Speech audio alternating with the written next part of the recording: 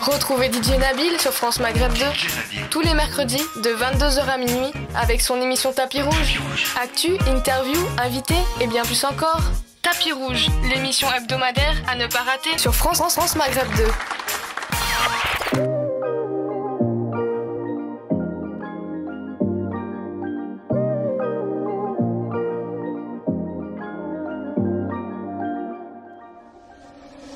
في قلبي انا اللي مراجي هي ملي تقول لي بابا اجي هي نبكي ونقول انا ما جي هي نتصبر روحي ونكوراجي بغيتك تصبري غير صبري يا ليلى عمري دابا يفرج ربي ونكون حداك صبري جل عمري دابا يفرج ربي ونكون حداك حتى في التليفون وديت ورسك وياك يا برتو وين نكون نتو حسوسكم وياك في قلبي انا اللي مراجي ملي تقول لي بابا اجي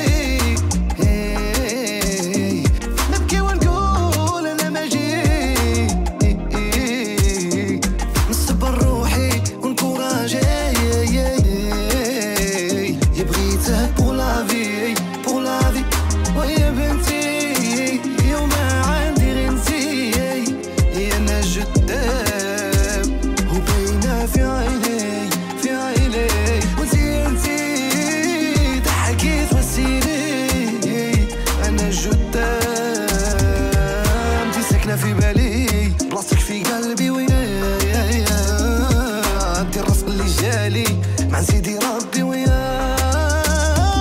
في قلبي انا اللي مراجي ملي تقول لي بابا اجي نبكي ونقول انا ما جي نصبر روحي ونكوراجي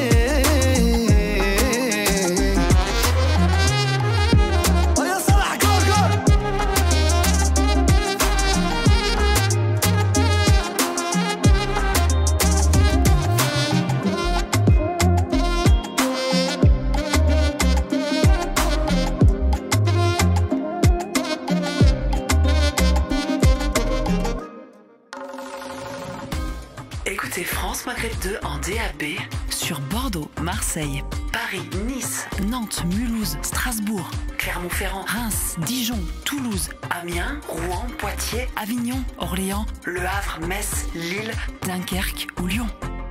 France Maghreb 2. France Maghreb 2 sur 99.4 FM à Metz et toute sa région. 99.4 FM.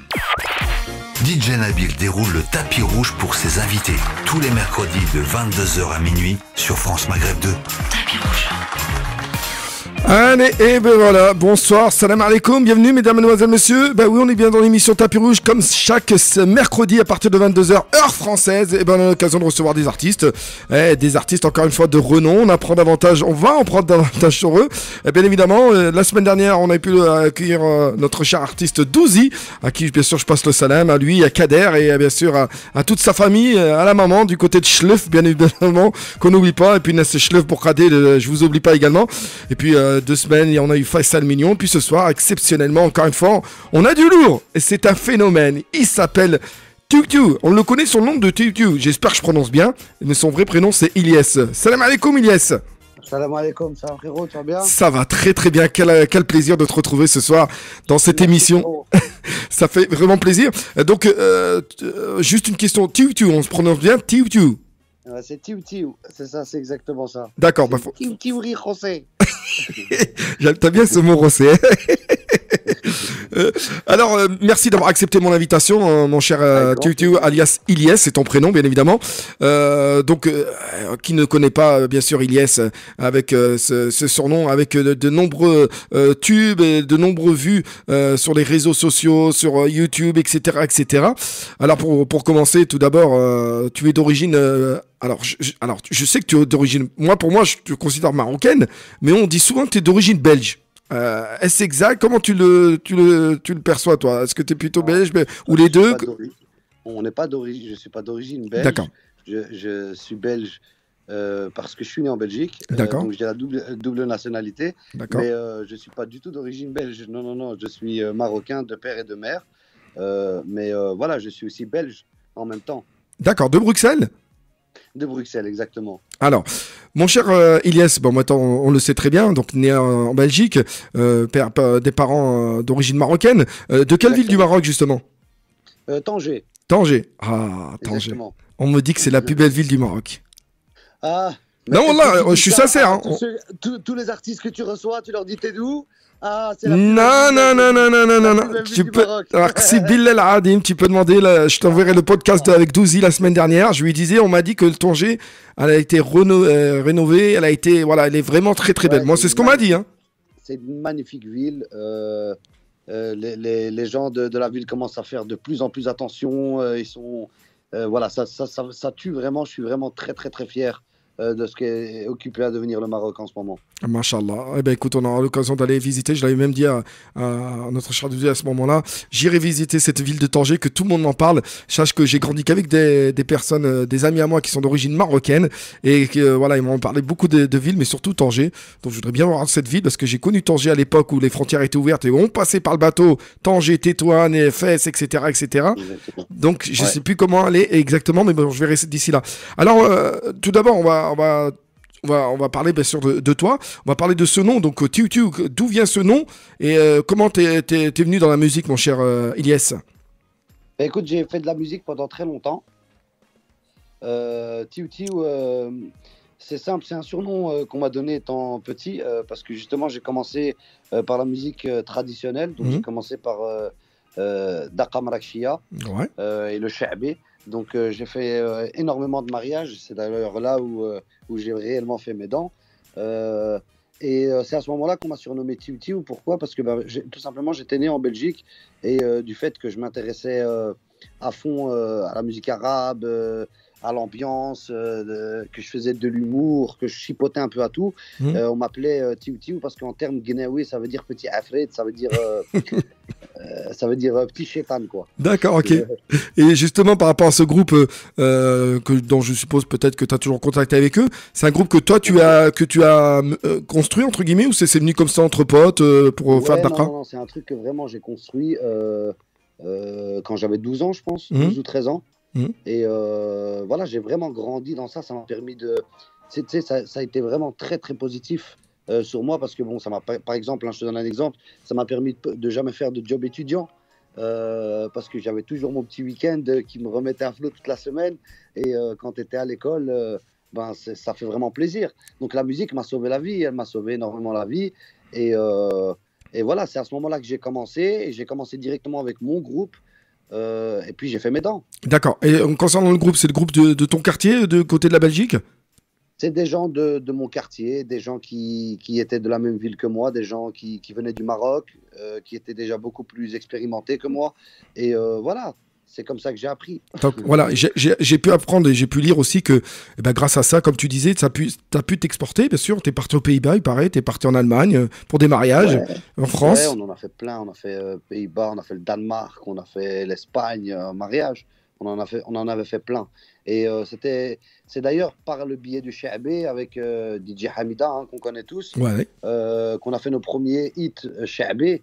Et à ce moment-là, la dernière période où on faisait les mariages, c'était exceptionnel parce qu'on avait aussi réussi à créer un buzz autour de cette Daqa Marakhchia qui était de base le bas de gamme des mariages, quoi. C'est le truc que dans les mariages, voilà, c'est ceux qui sont le moins bien payés généralement. C'est vrai. C'est ceux qui doivent rester dans les parkings. Donc voilà, ils sont pas souvent traité comme il le faut. Et je pense qu'on a réussi à donner du charisme, donner de l'importance à cette musique et à donner de l'ambiance, même quand on a fait du chabé. Mais par rapport à ça, justement, si je dis pas de bêtises également, vous avez sorti une compile, un album orchestre Tutti en collaboration. Exactement. Mais je pense que ça a toujours été ma force, parce que justement, comme on dit souvent, j'ai déjà dit dans plein d'interviews, on dit souvent qu'on a le cul entre deux chaises, hein, nous les Maghrébins d'origine marocaine ou algérienne ou tunisienne, qui vivent, tous ceux qui vivent en France ou en Espagne ou en Hollande ou en Belgique, on ne s'y retrouve pas, on ne sait pas trop si on est belge, on est marocain, on ne s'y retrouve pas, mais au final, moi la leçon que j'ai tirée de tout ça, c'est qu'on avait deux chaises, et le fait d'avoir deux chaises, c'est un avantage. On a le cul entre deux chaises comme on dit, mais on a deux chaises, et donc c'était ça l'avantage. Et voilà, c'est ce que j'ai essayé de créer, même dans ma musique et même dans Daqa Marrakechia, c'est justement d'innover, de venir ramener des musiques plus commerciales. Je me rappelle à l'époque, on avait refait des reprises de Stromae et tout en Daqa Marrakechia. Et c'était ça, c'était l'idée de venir mélanger les deux cultures. Et je pense que ça a été, au final, dans ce que je fais aujourd'hui, c'est exactement la même chose, sauf que c'est beaucoup plus aiguisé. Et ça te manque pas un peu, Daqa, justement, de refaire des mariages maintenant que tu es devenu quelqu'un de... Si, mais voilà, je dois faire des choix. C'est aussi... tu sais, la musique, on dit souvent, souvent les gens croient que c'est juste chanter, mais c'est des stratégies, c'est une image, bouger. En fait, il y a beaucoup plus de paramètres aujourd'hui qui rentrent en compte pour que l'artiste soit connu et reconnu. Parce qu'aujourd'hui, ce n'est plus la voix seulement, mais la voix, le personnage, le délire, le monde artistique. Et donc, voilà, c'est encore une fois un avantage que j'ai eu parce que j'avais cette double culture. Justement, en parlant de Daqa, de ton groupe, etc., et l'album que tu avais fait, alors je sais pas si c'était aussi également avec Fassiphone, hein, je sais pas si tu avais travaillé avec eux. Exactement. Non, c'était pas avec Fassiphone, on a travaillé avec Platinum. Platinum, d'accord. Concurrent. Oui, je connais très bien aussi. Fassiphone, j'ai énormément de respect parce que je les connais aussi. C'est tous des gens qui ont grandi dans la même ville que moi parce qu'ils sont tous implantés ici à Bruxelles. Et donc, voilà, c'est avec tout cela qu'on a grandi. Et voilà, l'avantage aussi de Bruxelles, je pense que on dit souvent c'est le petit Maroc, mais c'est vrai que subhanallah, il y a beaucoup, enfin, il y a beaucoup d'Arabes en Belgique et à Bruxelles, et donc ça nous a permis de... il y a des avantages et des désavantages, hein, parce qu'on est très conservateur aussi, donc on n'a pas pu vraiment évoluer, mais en tout cas on n'a pas oublié nos racines, ça c'est sûr. C'est ce qu'il faut en tout cas d'un côté. Et puis Platinum, si je dis pas de bêtises, je sais pas, il y a du Djella Hamdaoui dedans, non? Non, Platinum c'était Bakr non, était à Fassiphone. Ah d'accord. Et alors Bakr Akif était chez Platinum, c'était les deux grosses pointures. Et tout le monde passait chez eux. Il y avait plein de chanteurs qui passaient chez eux. Et donc, il y avait des gros albums, des compilations d'été. Les Platinum Hit Parade, les Fassiphone aussi suivaient avec les DJ Amin, etc. Oui, je m'en souviens. Voilà, c'était des bonnes guerres. Et puis nous, on a appris, on a vu comment est-ce que ça fonctionnait. On a compris plein de choses aussi à ce moment-là. Ça nous a fait nos dents aussi. Justement, en parlant de ça, ce que je voulais dire en petite anecdote, c'est que moi, comme je suis DJ de mariage aussi également, j'en fais toujours à l'heure actuelle. Et sache qu'à l'époque où le CD ou la compile de votre CD Daqa Marrakechia sortait en France, qui se vendait un peu partout dans les marchés, etc. Pour être honnête avec toi, quand je la mettais, moi, j'utilisais dans les mariages. Et je te dis que tous les groupes qui avaient pendant qui faisaient la mairie, qui venaient et qui restaient pour manger, et dès qu'ils écoutaient, je connaissais le groupe. Tu peux me le graver, et tu peux me le graver. La plupart des groupes que j'ai eu, les groupes Daqa de France, hein, où je me suis j'en ai eu au moins 3-4 faciles qui m'ont demandé de recopier je dis ce groupe, ils sont de Belgique et tout. Ah oui, d'accord. C'est vrai que c'était un chouette CD, c'est surtout parce que je pense que c'était un des premiers CD de Daqa Marrakechia où les instruments étaient réellement live. Parce que souvent les CD, tu connais, hein, ils appuient sur un bouton, il y a une boîte à rythme et il faut rentrer le groupe en studio et leur dire allez chantez les gars. Donc là justement l'idée c'était vraiment de faire rentrer les tambours, les tbola, les benader. On a eu dur à mixer tout ça parce que c'est pas évident de recréer ce que l'oreille écoute tout à fait. dans un mariage, mais on a essayé de s'en rapprocher un maximum et c'est ce que je voulais faire découvrir aux auditeurs. C'était vraiment, allez, on va essayer de vous donner exactement ce que vous entendez dans les mariages. Eh ben franchement, c'était un pure merveille. Et je pense qu'il y a encore en vente dans les plateformes ou autres. En tout cas, auditeurs, auditrices, pour ceux qui viennent de nous rejoindre, je suis en compagnie d'Ilyes alias Titu, pour ceux qui connaissent pas, voilà, d'origine marocaine, qui vit en Belgique, voilà, qui est originaire de Tanger exactement. Voilà, il est avec nous. Il nous parle un peu de ses débuts dans la musique. Il nous parle un peu. On va parler bien sûr de ses albums, voilà, de ses titres, de ses spectacles, etc. Bah, vous en saurez davantage, ça sera juste après la page de pub, donc restez avec nous. Je vous rappelle que vous êtes avec DJ Nabil, comme chaque mercredi soir, 22h minuit, et ben c'est Tapis Rouge où j'ai l'occasion de recevoir un artiste, comme c'est le cas ce soir, et n'oubliez pas que de 22h à 23h, entre guillemets, c'est l'artiste, et de 23h à minuit, c'est les plus belles musiques de l'artiste. Voilà, on écoutera toutes les belles musiques de Tutu, dont la compile qu'on venait juste de parler de Dakar. Donc, page de pub, on se retrouve juste après, Yes. Oui, allez, à tout de suite. À tout de suite. C'est mercredi, et le mercredi, c'est DJ Nabil pour l'émission Tapis Rouge sur France Maghreb 2. Tapis Rouge. Avec DJ Nabil.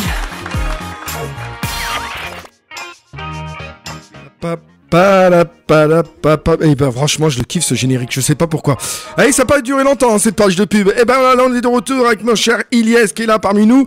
Voilà, tranquillement, sagement, qui nous parle un peu de ses débuts du côté de la Belgique, voilà, de son groupe, voilà, de ses partenariats avec bien sûr les maisons de disques, de production, on va dire, du côté de la Belgique, Platinum, etc. Il est encore là, il est là, toujours là Ilyes, hein. Toujours là, hein. Complètement là. Voilà, complètement là. Donc on parlait de ça, on parlait de la Belgique, donc on parlait de tes débuts. Donc tu nous as parlé tout à l'heure de DJ Hamida. Donc le DJ Hamida, c'est la consécration, c'est-à-dire c'est le moment où là ça t'a permis on va dire de t'élargir et de dire tiens, malheureusement je vais peut-être faire un truc solo. Comment ça s'est passé la séparation entre guillemets avec le groupe? Non, il n'y a jamais eu de séparation avec le groupe. J'ai arrêté à un moment donné. J'ai essayé de continuer. À un moment donné, écoutez, comme on dit souvent, on ne peut pas mettre tout le monde dans le même cadre. Et voilà, on commençait à avoir énormément de demandes pour des showcases, etc., etc. Et voilà, je ne pouvais plus malheureusement réserver un samedi pour un mariage parce que j'avais des showcases de l'autre côté, j'avais des gros concerts, etc. qui se passaient. Et donc voilà, j'ai commencé petit à petit à envoyer l'équipe en disant voilà, c'est l'équipe sans moi. Et puis à un moment donné, j'ai arrêté parce que voilà, c'était trop de responsabilités. Quand ils étaient en retard, bon, bah, ça restait mon nom qui était sali. Et donc voilà, moi, je pense qu'on n'est jamais mieux servi que par soi-même. Et quand il y a une fin à tout, quoi. Et voilà, c'était, on est sorti par la plus grande des portes. Et voilà, c'était une bonne expérience. Ça me fait plaisir aujourd'hui d'aller dans les mariages et de croiser des groupes et qui sont fascinés par ce qu'on avait fait à l'époque, etc. Donc moi, ça me fait plaisir de ouf. Et à chaque fois que j'ai l'occasion de reprendre un bundir dans un mariage, ben, je le prendrai. C'est très bien. Mais tu as toujours des contacts à l'heure actuelle avec tes... Bien sûr. Et eux, ils sont toujours en mode groupe à l'heure actuelle? Non, je pense qu'à un moment donné, ce qu'il y a de différent aussi, c'est que on a passé des bons moments et je pense que tout le monde faisait plein de choses à côté. Et que voilà, ce qui les a réunis, c'est surtout le sha'bé et la musique. Mais on se réunit encore aujourd'hui pour faire de la musique entre nous, mais dans des petits locals, dans notre studio, etc. Mais voilà, malheureusement, ils en sont conscients et ils travaillent encore. Il y en a plein qui travaillent dans d'autres groupes, qui travaillent à gauche, à droite. Donc voilà. Donc, si je ne dis pas de bêtises, donc, est-ce que ça te dit quelque chose, par exemple, salam alaikum, ça te dit quelque chose? Ah bah oui, ça c'est dans l'album. Alors, on danse, ça te dit quelque chose aussi? Ah ouais, bien Alors, sûr. écoute, tu me dis si c'est bien ça.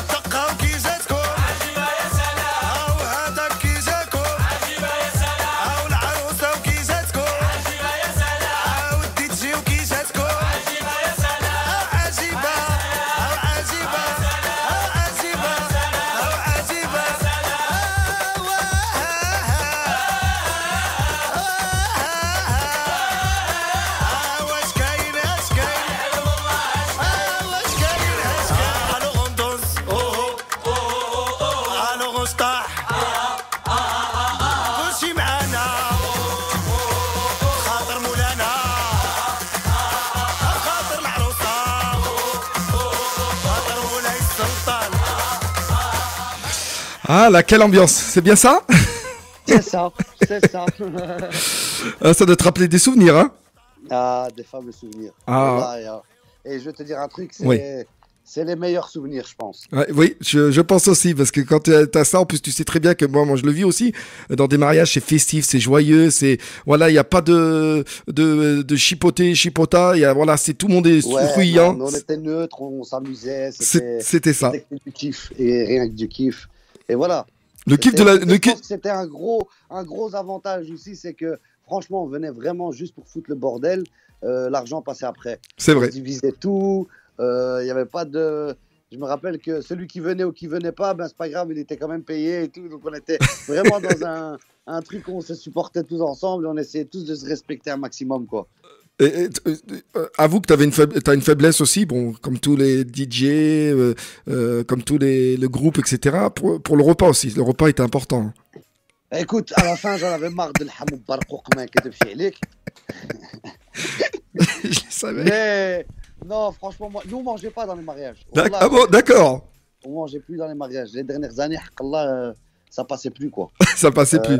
Ça passait plus, non. Donc la viande au pruneau, poulet aux zitoun. Toi, je vois que t'es un grand mangeur, hein, je l'entends. Tout à fait, je confirme. Devant les auditeurs d'Itriche, je confirme à 100%. Bon, c'est pas grave, on va continuer. Donc Gigi Hamida, donc le son qui t'a permis de peut-être d'avancer et de te dire tiens, je vais peut-être aller dans cette voie-là. Et à partir de là, comment ça s'est passé par la suite, tes nouvelles rencontres? Donc il y a eu Zouer, bien évidemment. Il y a eu Blanca aussi, le rappeur, c'est bien ça? Exactement. Voilà, donc raconte-nous un peu tes petites anecdotes, tes petites rencontres avec tous ces artistes, etc. Et puis, le phénomène, t'étais un phénomène à ce moment-là, c'était impressionnant. Tout ce qui passait par chez toi et qui sortait de ta bouche, boum, ça faisait... Et moi, dans les mariages, je passais que de ça. Ah, tu peux mettre YouTube, ah bon, ok. Tu peux installer Wigo, s'il te plaît. Ah, ok. C'est très impressionnant. Ah, c'était un pur kiff. Écoute, ouais, je pense que, comme je t'ai dit... je pense que, et je le dis souvent, je le dis à tout le monde, j'essaie vraiment de le dire à tout le monde, je pense qu'il faut vraiment faire ce qu'on aime. Quand on fait ce qu'on aime, on compte plus les heures. Et toutes les heures de boulot ne deviennent pas des heures de boulot, mais des heures de passion.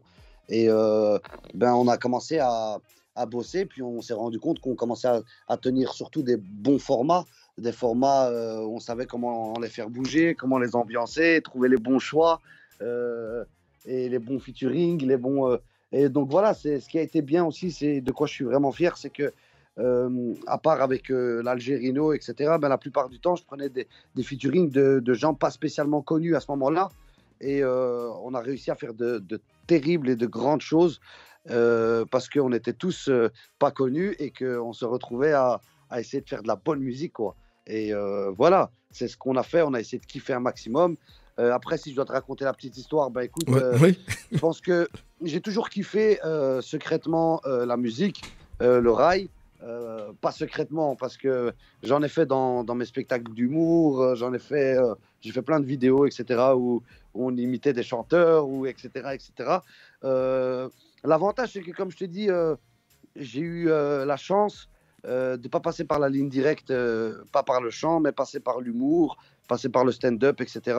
Ce qui m'a appris à me mettre en scène aussi, à trouver mon juste milieu dans chaque chose.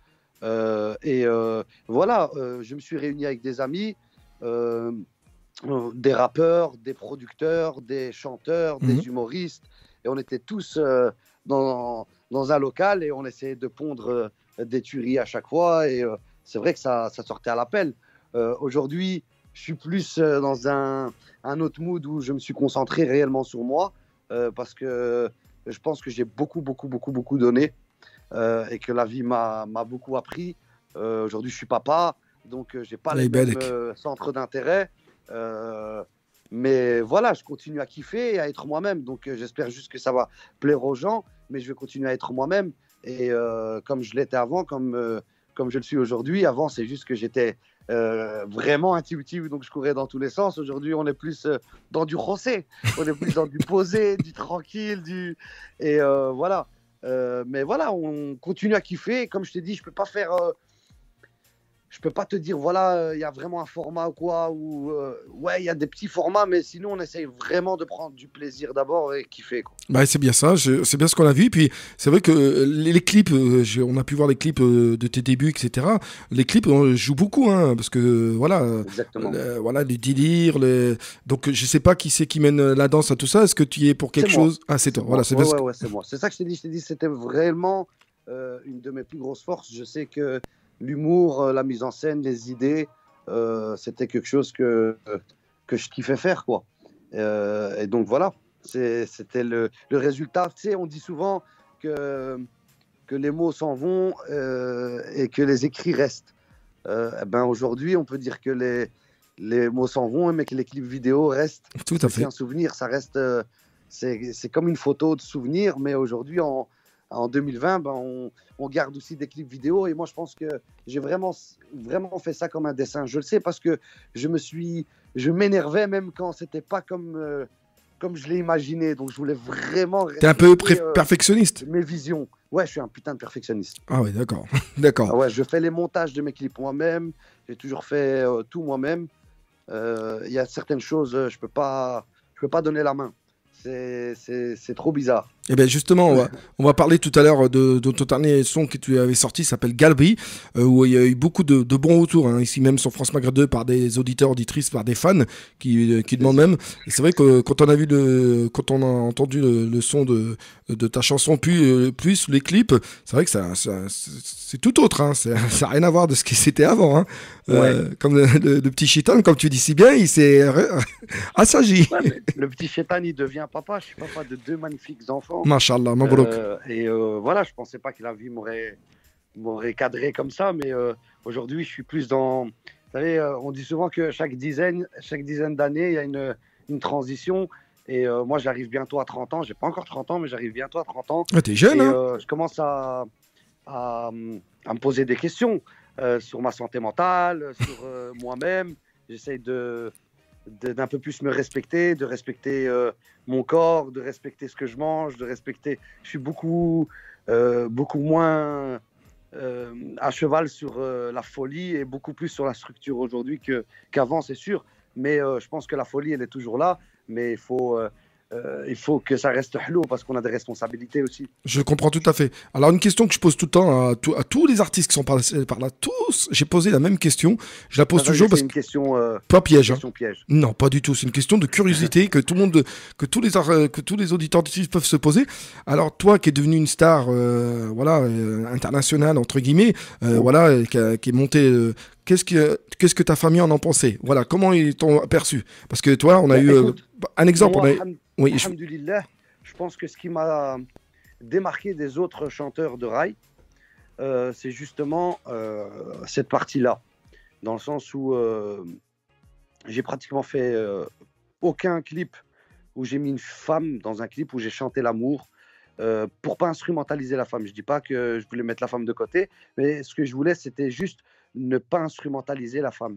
Je n'aime pas voir des clips où on choisit une femme par sa beauté pour la mettre actrice de... voilà, je trouve que c'est insultant et que c'est tout le temps le même scénario, etc. Et puis qu'il y avait une certaine limite que je sais que je ne voulais pas franchir. Pourquoi? Parce que voilà, on a des parents, il ne faut pas oublier, je pense que c'est le plus important. Des valeurs. On a des enfants et je ne voulais pas avoir de regrets. Donc c'est pour ça que la plupart de mes clips, c'était une bande de potes, on est entre nous, on s'amuse, on rigole, on profite. Mais si tu regardes bien, je ne chante jamais l'amour. Par exemple, dans Hasta Luego, mais Andy Zahar ma l'amour, c'est pas moi qui le dis, c'est Zoher. C'est vrai. Moi, je dis Khalouet, c'est Rus, Anda Fouaï. En fait, je suis toujours à la recherche du truc qui va me démarquer. Je dis pas que, mais je cherche tu vois la rouge là. Ouais, je vois. Et c'est ce que d'ailleurs j'ai retrouvé. C'est d'ailleurs pour ça que j'ai plongé mes deux mains en avant dans le rail algérien. C'est que justement le rail algérien est beaucoup plus rapproché du rap en fait. C'est leur manière aussi de rapper en Algérie et de dire des choses fortes, des punchlines incroyables. Et c'est pas mielleux. Ce sont des voix qashin, ce sont des voix rauques, puissantes. On n'est pas dans le rail marocain qui est plus de la pop, plus mélancolique, plus. Donc, c'était ça que j'ai kiffé aussi dans le rail algérien et qui me rapprochait plus de ce que j'étais et de mon identité. Et bien justement, par rapport à ça et tes valeurs, donc tu l'as dit, et on a bien entendu voilà, que tu as des valeurs. Justement, par rapport à ces valeurs, qu'est-ce qu'ils en ont pensé, ta famille, du fait que tu sois une star, entre guillemets, que tu es demandé, qu'on te cherche, qu'on te... Voilà. Écoute, je pense que... Est-ce qu'ils ont cette fierté ou est-ce qu'ils ont dit, comme certains artistes, arrête la musique, c'est haram Non, alhamdoulilah, non. Ben écoute, moi, pour être honnête, j'ai eu 2 périodes de transition parce que la première, c'était bien évidemment, mon père ne voulait pas. Quand je faisais déjà les mariages, etc. Il ne voulait pas parce que... Mais j'ai eu un père qui a toujours été très compréhensible et qui a compris très tôt que les enfants n'appartenaient pas en fait à leurs parents, mais ils appartenaient à la vie, à Allah subhanahu wa ta'ala, dans le sens où tu peux essayer de les guider comme tu veux, ce qu'il va vouloir faire et ce qu'il va être, de toute façon, ce sera lui le seul responsable, l'enfant lui-même. Donc, il y a un moment donné, il faut savoir prendre un certain détachement et laisser aussi, comme on dit, Aynina Katchouf, Aynina Mjdouda. Tu comprends ou pas? Il y a un œil qui regarde, un œil qui fait semblant de ne pas regarder. Tu comprends? Oui. Et je pense que mon père a été très ouvert d'esprit et m'a laissé, même s'il n'était pas d'accord. Et au final, je leur ai prouvé. Et ils étaient contents, ils le sont encore, ils sont fiers de moi comme pas possible. Et voilà, moi, ça me fait plaisir parce que je passe du vilain petit canard au respect total. Et aujourd'hui, je suis fier de rendre très fiers mes parents qui me voient avec des yeux qui pétillent à chaque fois et qui sont fiers et que les gens viennent leur dire... par exemple, mon père, qui est quelqu'un qui se respecte énormément et qui veut pas... qui n'est pas dans le... M'as-tu vu, etc. Les gens qui viennent lui dire, mais ton fils, ce qu'il a fait, c'est magnifique. Et en plus de ça, regarde, il chante pas l'amour. Il chante que des trucs où ils se rigolent entre eux. C'est chouette, c'est hello. Il est trop drôle, c'est bien, c'est respectueux. On peut le voir avec la famille. Et donc, quand on entend tout ça, papa, il est aux anges. Et voilà, ça m'a rendu fier parce que même des fois, on peut impressionner même nos parents et on peut leur faire changer d'avis à eux-mêmes. Ah, c'est vrai, c'est beau ce que tu dis, hein. Bon, je respecte beaucoup, donc une pensée bien sûr à tous les papas, les mamans, et bien sûr le bonjour à tes parents, à tes frères et sœurs, parce que les frères et sœurs aussi, ça joue un peu, je pense. Ils ont une fierté, les neveux, nièces. J'ai beaucoup plus de difficultés avec, par exemple, mon grand frère, par exemple, qu'avec mes parents. J'ai eu un grand frère qui m'a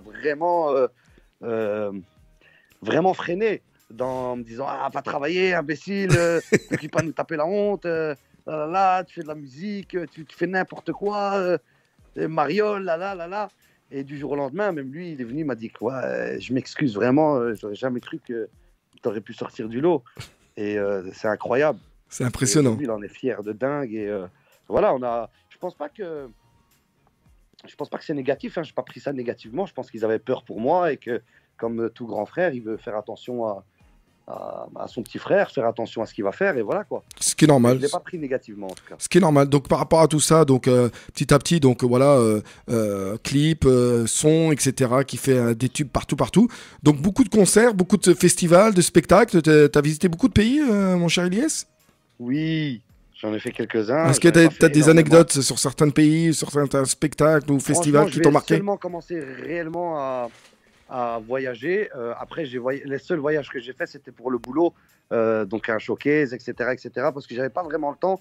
Et je pense que le corona, ça nous a tous permis de comprendre qu'on doit prendre un peu soin de soi et que c'est important de voyager. Mais on croit souvent que nous, on peut faire ce qu'on veut, mais quand on sait que samedi prochain, on doit être à Bordeaux et que samedi d'après, on doit être à Paris, ça te laisse 2 semaines, tu peux rien faire, même si tu vas aller quelque part.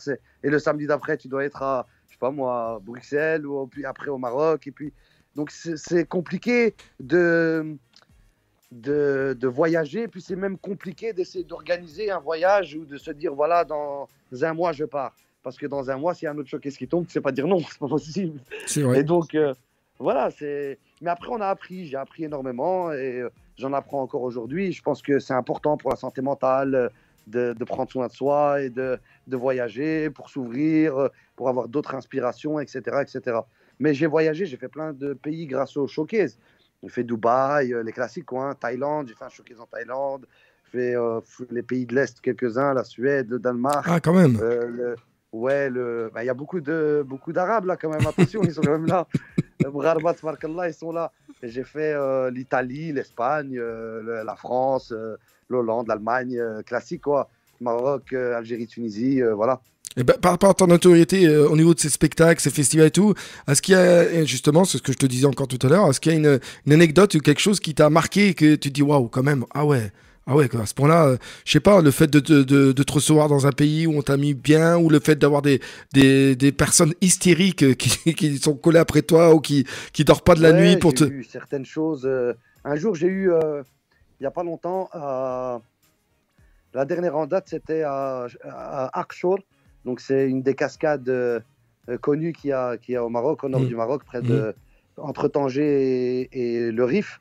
Et donc bon, je vais tout simplement pour souffler un peu.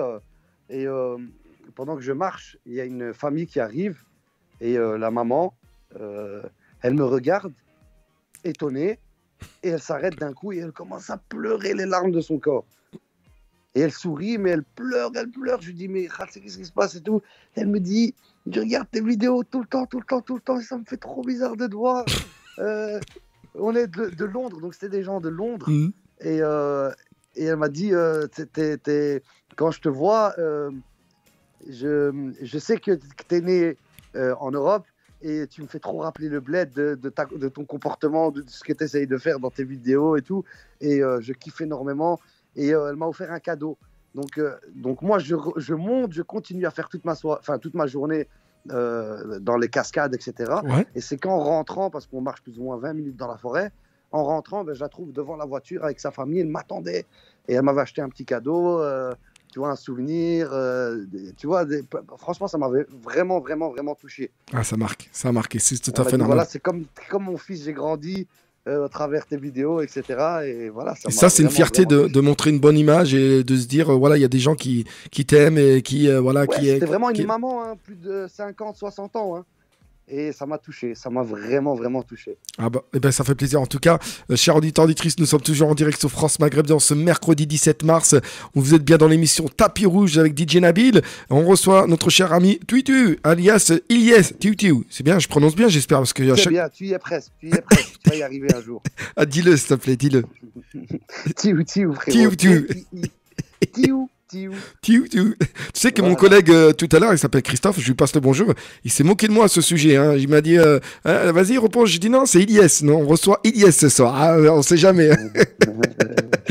Bon, c'est pareil, frérot. C'est pareil, je sais bien. Page de pub, mon cher Ilyes, on se retrouve juste après pour finir notre interview, puis retrouver tu publies la musique à partir de 23h, ok? À tout de suite. C'est mercredi, et le mercredi, c'est DJ Nabil pour l'émission Tapis Rouge sur France Maghreb 2. Tapis rouge. Tapis rouge sur France Maghreb 2. France Maghreb 2, c'est aussi sur le DAB. La radio numérique. À Dunkerque et toute sa région. France Maghreb 2, c'est aussi sur le DAB. La radio numérique. À Avignon et toute sa région. Allez, de retour, chers auditeurs, auditrices. Et ben voilà, c'est du lourd. On est bien sur France Maghreb 2, bien évidemment, toujours en compagnie de Tutu. J'ai bien prononcé, alhamdoulilah.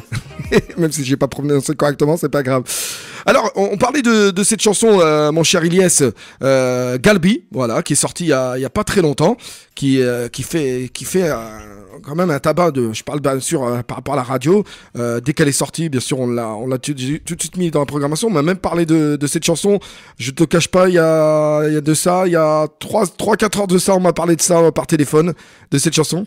Et une personne qui me disait qu'il l'écoutait souvent, que c'était étonnant parce qu'il ne te voyait pas chanter sur de telle musique et avec ce style de musique. Donc c'est vrai, et en plus quand on voit le clip, je suppose que tu dois être le metteur en scène de ce clip, c'est vrai que ça donne la chair de poule. Moi je te dis honnêtement, ça donne la chair de poule parce que on voit non mais c'est vrai, on voit c'est comme si tu voulais montrer une rétrospectivité, bref tu m'as compris, de ton passé, je sais pas, de montrer tes bons souvenirs, de montrer des choses de la vie, je sais pas, mais c'était émouvant, voilà, par rapport à la chanson. Non, c'est juste que souvent comme on dit on doit être là à 200% avec le public et puis on oublie qu'on a des enfants et on perd des moments de qualité parce qu'ils grandissent et en même temps on est obligé d'aller, c'est des opportunités qui se mettent pas devant nous comme ça 2 fois dans notre vie ou de faire 1 milliard de vues ou de faire. Donc c'était quelque chose que je devais faire et devais terminer. Mais on oublie que c'est aussi un travail et que quand je suis en concert, etc. Ben c'est bien parce que les gens me voient. Mais il y a d'autres, il y a mes enfants qui, pour eux, je ne suis pas là. Et donc je voulais vraiment leur laisser un cadeau pour essayer de leur faire comprendre, parce que je sais que le buzz est éphémère et que peut-être que demain je ne serai plus là. Que voilà, je garde un souvenir pour leur dire voilà, papa il travaillait quoi, il a beaucoup travaillé, et puis voilà, la vie fait fait que des fois on est éloigné, chacun pour des problèmes, d'autres ça peut vraiment toucher tout le monde parce que ça parle aux gens qui vivent le divorce ou qui souffrent du divorce, comme ça peut parler aux gens qui travaillent énormément et qui sont tout le temps très loin. Et je pense que, comme beaucoup, on s'est retrouvés quand on chante ce morceau, on se retrouve à travers le morceau, quoi. Et qu'est-ce que, justement, tes enfants en pensent de voir les clips, tes clips, de voir tout, puis derrière, papa. Écoute, mes enfants, ils sont encore en bas âge, donc d'accord. J'en ai une de 2 et puis une de 4, mais celle de 4, c'est vraiment chouette de voir les réactions qu'elle a, les crises de jalousie, tu vois, quand les gens viennent faire des photos et tout. Ah, d'accord. Moi, je trouve ça vraiment magnifique, quoi. C'est mignon. des moments que j'essaie de sauvegarder en moi comme des bons souvenirs. Et je sais que la petite de 4 ans commence à comprendre.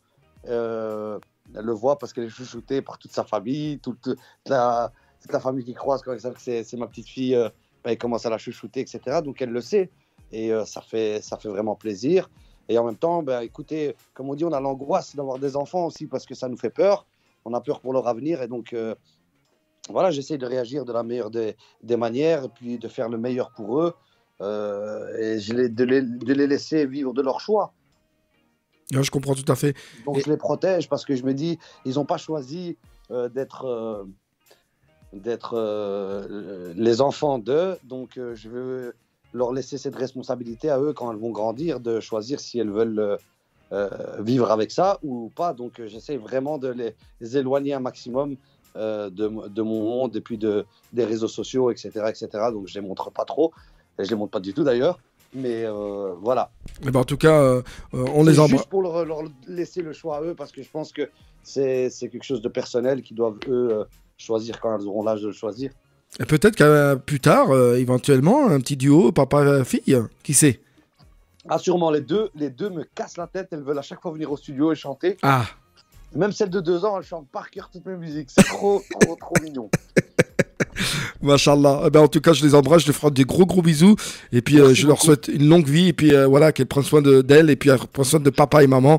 Et puis, franchement, Mabrouk pour ta petite famille. Et franchement, ça se voit que tu étais quelqu'un de sincère. Et c'est vrai que tu parles beaucoup de ce qui se passe. Je pense que le Covid t'a marqué quand même un peu, non? Ouais, je pense que le Covid m'a marqué. Mais moi, après, j'ai vécu des expériences qui sont encore bien pires que le Covid. Ah, j'ai d'accord. vécu à 300 km/h. Donc j'ai vu des choses et j'ai vécu des choses qui m'ont beaucoup appris.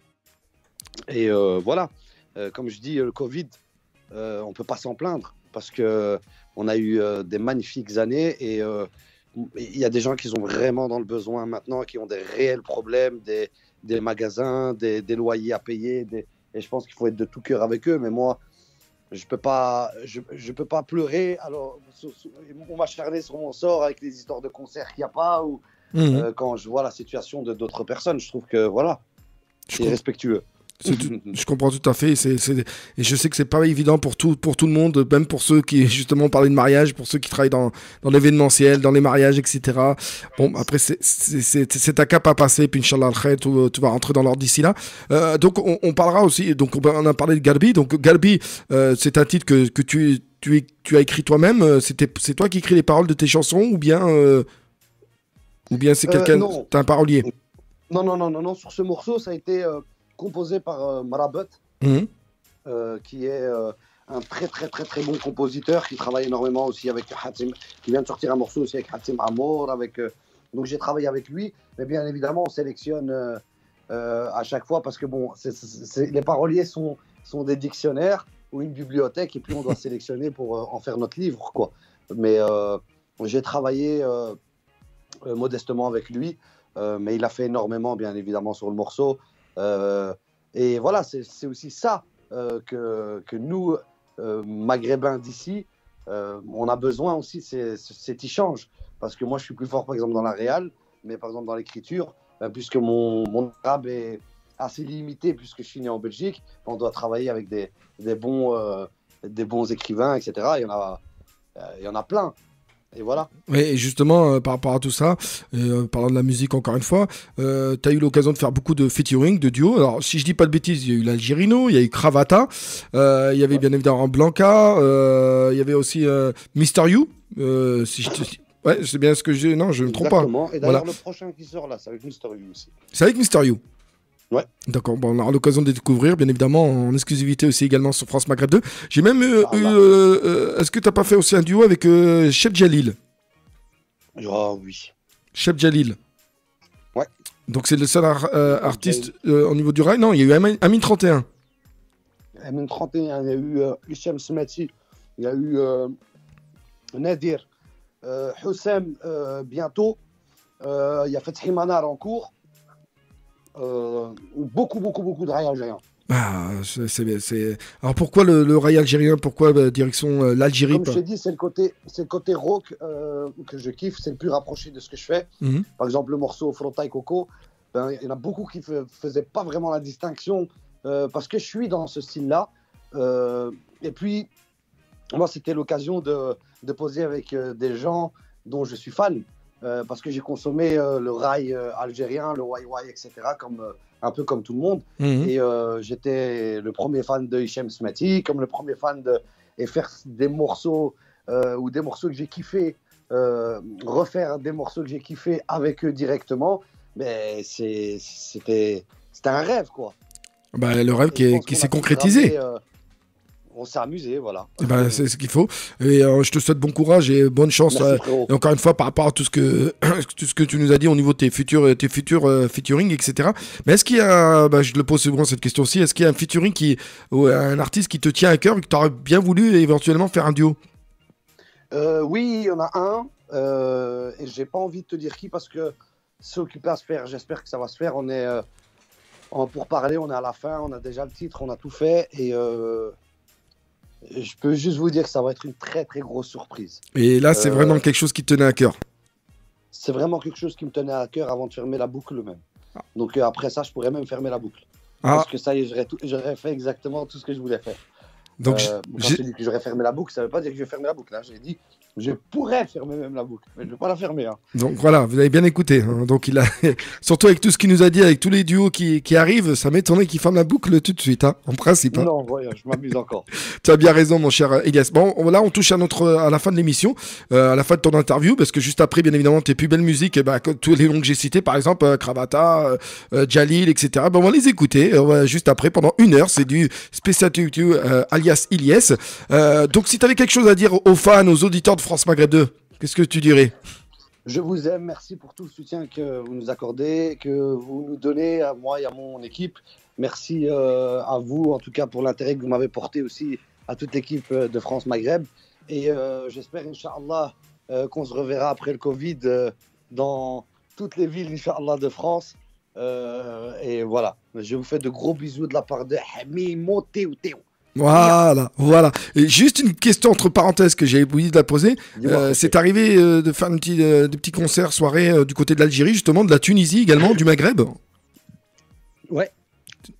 En Algérie, quelques dates que tu as pu faire, Ouaran, Alger. Non, l'Algérie, on va faire seulement maintenant. Pourquoi? Parce que on voulait faire quelque chose de grandiose. D'accord. L'Algérie, c'est le public.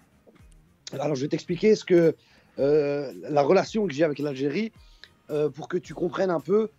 Encore actuellement sur YouTube, sur chaque morceau, ça reste le public numéro 1. Et je suis marocain. Donc le respect qu'ils m'ont donné, l'amour qu'ils m'ont donné. D'ailleurs, quand on regarde les frontières qui séparent nos deux pays, on voit qu'elles sont complètement droites. C'est bien la preuve qu'entre nous, il n'y a rien. Une des plus belles personnes que j'ai côtoyé dans la musique s'appelle Amin Terros. qui est un clavériste algérien avec qui j'ai bossé et que je bosse encore aujourd'hui. Il arrive demain, Inch'Allah, d'Espagne, ici à Bruxelles. C'est plus qu'un meilleur ami la découverte de ce que les gens m'ont donné comme amour. Je voulais pas venir faire du rail comme tout le monde et puis c'est tout. Je voulais créer un show. Cette année avec l'album José, avec ce qu'on a fait, le délire José, les Colombiens, etc. On est vraiment occupé à préparer une vraie tournée et il y a des dates qui vont se faire en Algérie, mais des grosses dates, Inch'Allah. Parce que moi, tu sais, je donne un exemple, les cabarets, etc. C'est des trucs, j'en fais pas. Donc je suis jamais rentré dans un cabaret. Je fais pas trop les cabarets. Je suis plus festival ou boîte de nuit parce que les gens sont là pour danser, mais pas dans les cabarets parce que les gens sont là pour autre chose. Tu comprends? Ouais, je comprends. Et voilà, j'aime pas trop l'air cabaret. Je préfère encore boîte de nuit, comme je t'ai dit, parce que vraiment les gens viennent pour s'amuser et c'est beaucoup plus sain que les cabarets. Donc voilà, je voulais pas rentrer dans ce mood. Donc moi je voulais vraiment proposer un gros truc et Inch'Allah ça va se faire dans les mois qui suivent, Inch'Allah. Et ben on suivra tout ça grâce à la radio, grâce à France Maghreb 2, bien sûr avec les réseaux sociaux également. En tout cas, je te remercie beaucoup, Ilyes, d'avoir pu accepter mon invitation. Je te remercie beaucoup pour ta franchise et pour ta sincérité et pour ta gentillesse également. Voilà, les gens découvrent un autre homme. Voilà, on a vu un peu foufou dans les clips, dans les réseaux sociaux. Ben non, il est très simple, notre cher Ilyes. Hein. Il est vraiment cool. Frérot. Et puis, au plaisir de te retrouver prochainement, ultérieurement. Et puis, bien évidemment, on fera découvrir toutes les plus belles musiques sur France Maghreb 2. Je te remercie. Dans quelques instants, il y aura le journal de l'info. Donc, je te reprends juste après en antenne, mon cher ami. Inch'Allah. Inch'Allah, tout de suite. Merci en tout cas à tous les auditeurs auditrices de nous avoir suivis. Il est 23h. Dans quelques instants, bien sûr, c'est le journal d'info. Et juste derrière, vous retrouvez les plus belles musiques de Tutu, alias Ilyes, qu'on a pu découvrir il y a quelques instants. Le podcast, vous inquiétez pas, tous les podcasts seront bientôt sur les réseaux sociaux, voilà, sur la page YouTube, etc. Je vous en dis pas plus, mais tous les podcasts de tous les artistes que vous avez pu écouter, voilà, vous avez pu. Il y a Douzik encore en mode podcast. Il y a bien sûr Khaled, Faudel, Zawaniya, Faisal Mignon, il y a voilà, tous les artistes qui sont passés ici même, vous les verrez, vous les écouterez bientôt en podcast, vous inquiétez surtout pas. Merci, je vous donne rendez-vous pour ma part demain matin, 9h midi pour le meilleur de la musique maghrébine orientale. Ben oui, 9h midi demain matin, jeudi 18 mars, à ne pas louper. C'était l'émission Tapis Rouge sur France Maghreb 2 avec DJ Nabil.